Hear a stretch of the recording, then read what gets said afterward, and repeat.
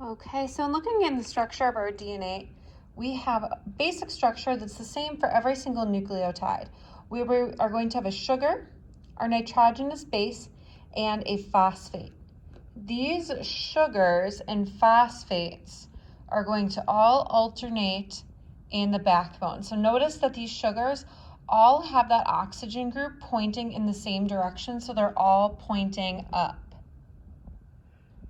When I match up my opposite side of my DNA strand, every single guanine is going to match with a cytosine.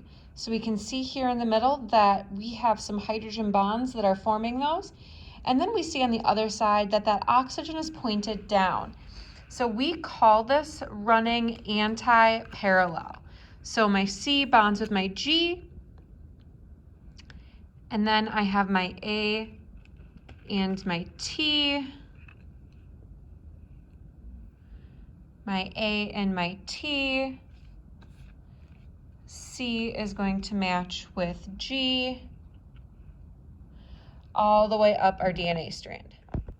So now I have my completed model for my DNA, where every C is across from a G, and they have 3 hydrogen bonds between those bases. And every A is across from a T, and they have 2 hydrogen bonds between the bases. If we look at these as well, we notice that we have a double ring always matched with a single ring. So a purine is always going to be matched with a pyrimidine. And if we look at the sugar phosphate backbone, on this side it's pointing up and that 3' end is down. Over here, we got the sugar pointing the other way and that 3' end is going to be up.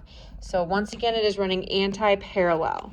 We have a couple of different enzymes that are represented by some little goofy molecules here. So this first one, the zipper, this is going to be my DNA helicase.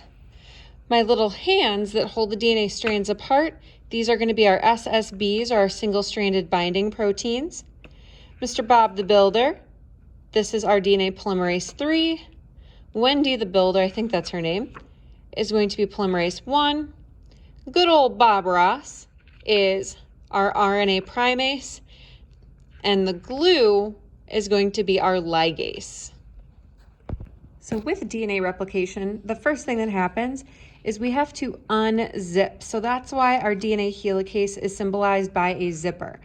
What the DNA helicase does is it's going to actually physically break the hydrogen bonds between these sides. So each side is going to separate as the zipper goes through. So here I have unzipped my DNA strand. I've broken all of those hydrogen bonds. And in order to hold these sides apart, we have our single-stranded binding proteins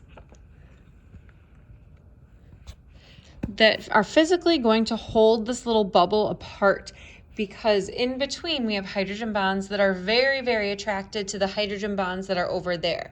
So the single-stranded binding proteins have to pull them apart. The first enzyme that we have in the actual replication is going to be our Bob Ross, or our RNA primase. So I like to think of it like Bob Ross, because a painter has to prime his canvas. So if you watch The Joy of Painting with Bob Ross, he always is going to prime his canvas with that white paint. We have to do the same thing with our strands of DNA. Bob's got to put down an RNA primer in order to get the replication process started. So after we put my primer down, here we have the RNA cytosine and the RNA uracil, and we know it's RNA because it has an extra little OH group there. Once those get put down, and then Bob is going to do the same thing over here towards the start of that, where that zipper is. Wow, look at that movie magic. So then he's going to go away, and next, our DNA polymerase 3, or Bob the Builder, he recognizes that primer. Bob can travel along from 3' to 5' on the original strand and add in nucleotides going towards that helicase. So this strand we would actually call the leading strand, because he can add bases in this direction as that helicase is unzipping over there. So Bob keeps chugging along on that side, adding bases as that helicase unzips. On the other side, this is called our lagging strand. So he can only travel from 3 to 5 on that original strand of DNA. So Bob has to add in the opposite direction away from the helicase. So this side is done in a series of short backwards units. So Bob is going to keep adding, going in this direction.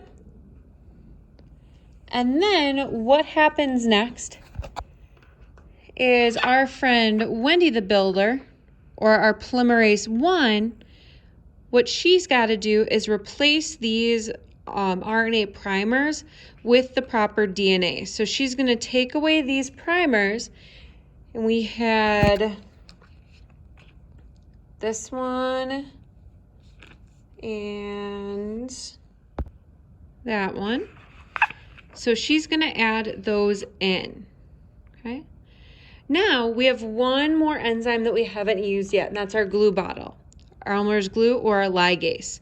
What ligase does is come in and it connects these new bases that just got added down to the other strand. So it's going to connect that backbone on that side to make our brand new strand of DNA.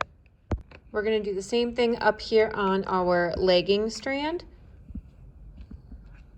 So she is going to remove the RNA and then add in DNA, remove the RNA, add in DNA. Our ligase comes and glues it together.